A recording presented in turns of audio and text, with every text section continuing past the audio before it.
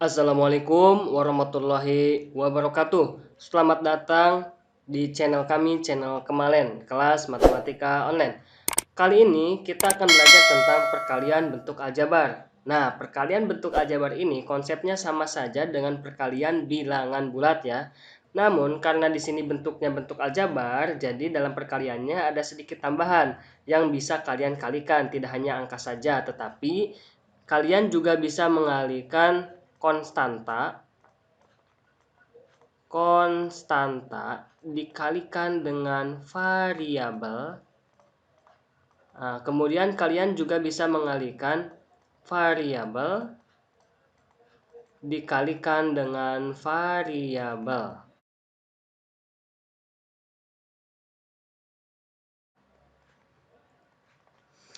Oke, contohnya untuk konstanta dan variabel, misalnya saya punya konstanta 2, kemudian dikalikan dengan 3x. Nah, menulis perkalian dalam bentuk aljabar ini biasanya pakai titik atau noktah ya, dikalikan dengan 3x. Contohnya seperti ini. Jadi jarang sekali dalam bentuk aljabar ditulis 2 dikali 3x. Nah, jarang sekali penulisan kalinya seperti ini karena takut ketuker nih. Nanti si kali ini dengan variabel ini bisa aja tertukar. Boleh juga penulisannya seperti ini ya. 2 dikali dengan 3x. Nah, ini juga sama ya. Jadi perkalian ini bisa dengan titik dalam bentuk aljabar, bisa juga dalam bentuk dalam kurung ya. Ini untuk perkalian bentuk aljabar. Nah, hasilnya bagaimana? 2 dikali dengan 3x, ini hasilnya 6x ya. Kemudian 2 dikali dengan 3x ini juga masih 6x. Nah, selanjutnya kalau variabel dengan variabel contohnya seperti apa? Jadi, dua-duanya ini memuat variabel ya. Misalnya 2x dikalikan dengan 3x, maka ini hasilnya seperti ini ya. 2 dikali 3, 6. X dikali dengan x, ini x kuadrat. Nah, seperti itu ya perbedaannya ya. Bagaimana kalau misalnya variabelnya berbeda? 2x misalnya dikali dengan 3y. Nah, ini juga bisa ya. Jadi dalam perkalian bentuk aljabar, variabel ini tidak disyaratkan harus sejenis. Ya, jadi boleh berbeda jenis juga. Contohnya seperti ini, 2x dikali dengan 3y. Ini hasilnya angka dikali angka, 2 kali 3, 6. Kemudian x kali y, ini kita tulis ulang aja, xy. Paham ya? Oke, kalau yang sama berarti nanti hasilnya jadi pangkat. Kalau misalnya variabelnya berbeda, maka tinggal ditulis ulang saja. Contoh lain misalnya, 3xy kemudian dikali dengan 2, jangan 2 lah ya, 4y. Nah, contohnya lagi seperti ini. 3 dikali 4 ini 12, kemudian variabelnya ini x, y, di sini ada y saja, berarti yang ada kelipatannya ini ada y ya. Kalau x cuma 1, berarti x saja, y ini ada 2 nih, berarti y kali y pangkat 2. Contoh lain, misalnya ada 5x kuadrat z dikalikan dengan 3a 3az, contohnya seperti ini ya. Nah, sama aja angkanya dikalikan dulu, 5 kali 3 15.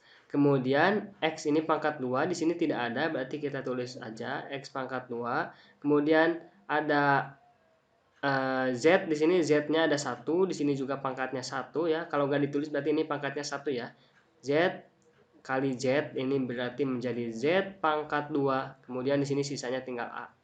Ya, jadi semua variabel ini ikut, ada x, ada z, ada a, ada x, ada z, ada a. Kalau ada yang sama bagaimana? Ini dipangkatkan aja ya, kalikan ya. Nah, bagaimana kalau misalnya di sininya tidak ada angkanya? Contohnya x kuadrat y dikalikan dengan 4x. Nah, kalau seperti ini, nah di sini kan tidak ada ya. Kalau tidak ada berarti di sini artinya koefisiennya 1. Nah, ya kalau misalnya tidak ditulis di depan variabel ini berarti artinya nilainya itu 1. Sehingga kita bisa mengalihkannya ya. 1 dikali 4, 4. Kemudian x pangkat 2. Di sini ada x lagi. Berarti x-nya jadi berapa nih pangkatnya?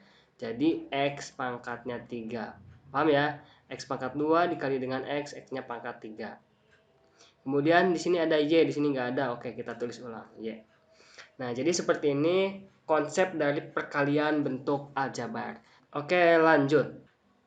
Oke, dalam perkalian bentuk aljabar ini juga ada sifat-sifatnya ya. Pertama, ada sifat komutatif. Nah, ada sifat komutatif ini kan kalau A dikali dengan B, ini hasilnya sama dengan B dikali A.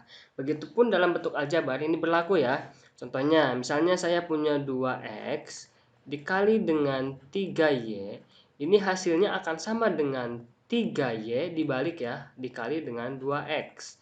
Berarti 2X kali 3Y hasilnya berapa tadi? 2 kali 3, 6. X sama kali dengan Y berarti XY. Nah, yang ini juga sama. 3 kali 2, 6. Y dikali X ini boleh nulisnya YX atau XY ya. Boleh. XY. Mau YX juga sama aja ya. Penulisan dalam urutan variabel ini tidak menjadi masalah ya. Oke, jadi seperti ini contohnya. Kemudian berlaku juga sifat asosiatif. Kalau misalnya kita punya A dikali dengan B dikali dengan C, ini hasilnya akan menjadi A dikali B kemudian dikalikan dengan C. Contohnya misalnya saya punya 2Y dikali dengan di sini apa ya? Misalnya 3X dikali dengan 2Z. Nah, seperti ini. Ini hasilnya akan sama dengan 2Y kita kalikan dulu dengan 3X, selanjutnya hasilnya dikalikan dengan 2Z ya. Oke, kita kerjakan dulu yang ada di dalam kurung ya. Berarti 2Y dikali dengan 3X kali dengan 2Z berarti 3 kali 2 6, X kali Z XZ. Nah, ini sama dengan kita kalikan dulu yang ini yang di dalam kurung 2 kali 3 6, Y kali X XY atau boleh YX. Kemudian dikali dengan 2Z. Nah, yang ini ya. Oke, sekarang yang di ruas kiri ini kita kerjakan. 2 dikali 6 ini 12. Variabelnya ada X, ada Y, ada Z. Kita tulis ulang aja. X, Y, Z. Yang di sebelah kanan juga sama. 6 dikali 2, 12. Variabelnya ada X, Y, sama Z. Berarti kita tulis ulang X, Y, Z. Nah, sama ya hasilnya ya. Jadi berlaku juga sifat asosiatif pada perkalian bentuk aljabar. Nah, selanjutnya di sini ada juga sifat distributif. Kalau misalnya kita punya A dikali dengan B ditambah C, ini hasilnya akan menjadi A dikali dengan B, jadi AB ya. Kemudian A dikali dengan C, jadi hasilnya AC ya, paham ya?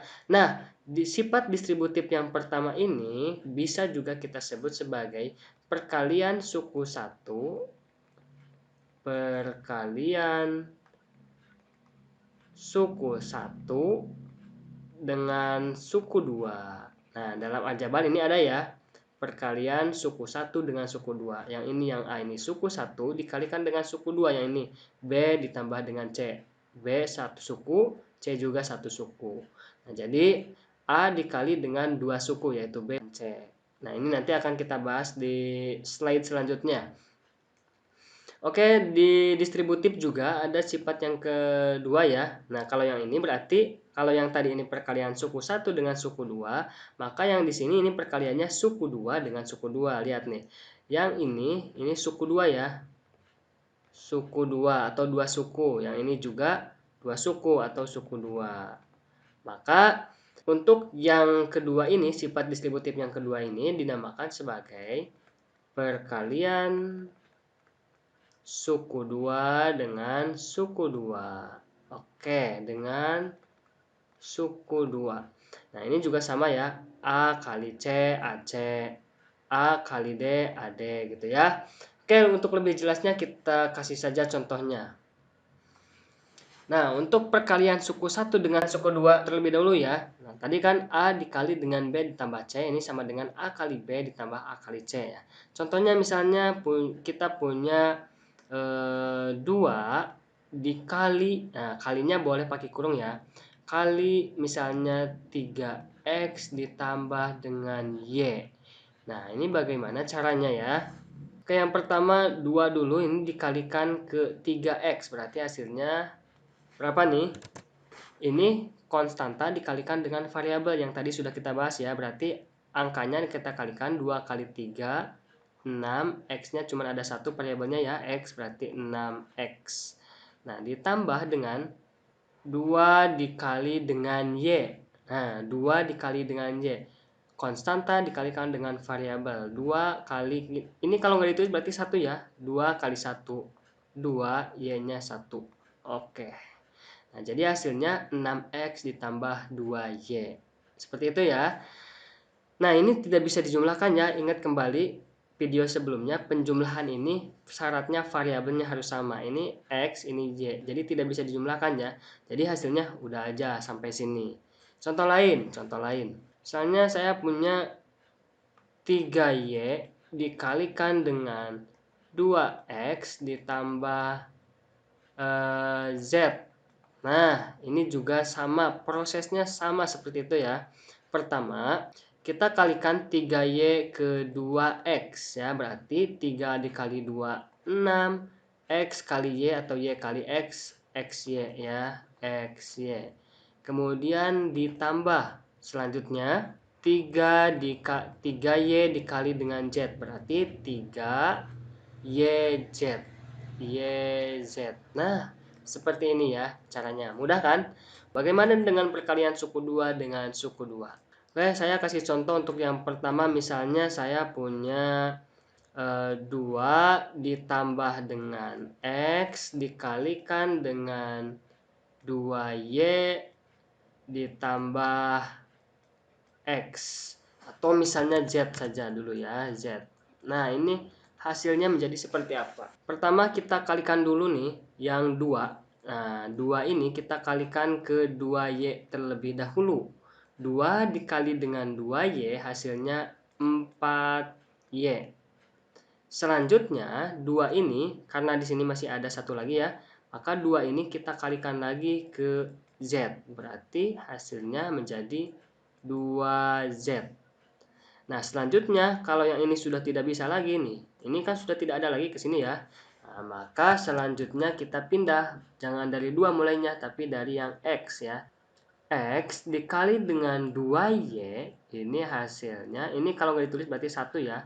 1 kali 2, 2 X kali Y, XY. Kita kebawahkan saja karena nggak cukup.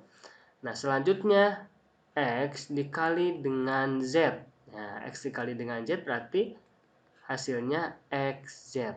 Nah, seperti ini. Oke, jadi seperti ini ya cara pengerjaan perkalian suku 2 dengan suku 2. Contoh lain, oke, satu lagi ya. Satu lagi contohnya.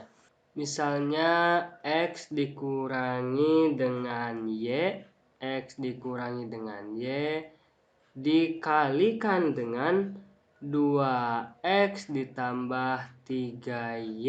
Ya, seperti ini misalnya. Gak apa-apa, ini berbeda juga ya. Yang penting konsepnya tetap sama. Oke, sama dengan di sini. Pertama kita kalikan X ini dengan 2X ya. X dikali dengan 2X berarti jadi 2X pangkat 2 ya. X-nya kan ada 2 ya. X kali X, X pangkat 2.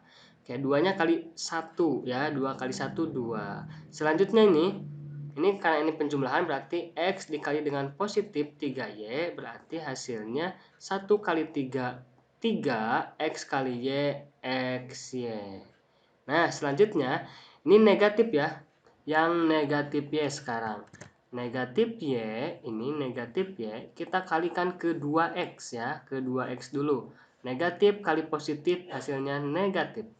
Negatif 1, ini kalau nggak ditulis berarti 1 ya. Negatif 1 kali 2 negatif 2. Y kali X, XY. Oke, atau boleh nulisnya YX juga boleh ya.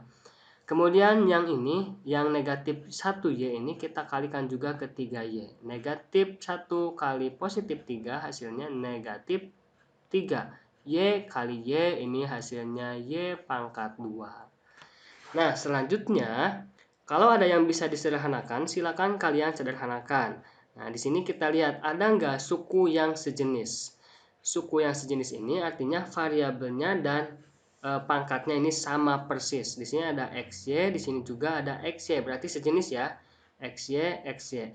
Nah, yang tidak sejenis berarti kita boleh tulis ulang. 2X pangkat 2. Ini nggak ada kawannya ya di sini ya. Kemudian negatif 3Y pangkat 2 ini juga sama, tidak ada temennya ya, karena tidak ada yang sejenis. Nah, selanjutnya yang sejenis ini kita bisa operasikan. Nah, ini kan artinya pengurangan ya, 3XY dikurangi 2XY. Bisa dong ya, berarti kalau dalam penjumlahan atau pengurangan bentuk aljabar, ini angkanya saja yang diolah. 3 dikurangi 2 hasilnya 1, berarti plus 1, ya kan? Variabelnya tetap XY, yaitu XY. Nah, 1 ini biasanya tidak ditulis dalam bentuk aljabar. Nah, jadi hasilnya 2x kuadrat ditambah xy dikurangi dengan 3y. Setelah kita sederhanakan dari yang bentuk yang kedua ini ya. Nah, setelah disederhanakan maka hasilnya jadi seperti ini. Oke, itu saja untuk pertemuan kali ini. Kalau misalnya ada pertanyaan, silahkan tulis di kolom komentar. Dan jangan lupa like, share, and subscribe channel ini. Terima kasih. Wassalamualaikum warahmatullahi wabarakatuh.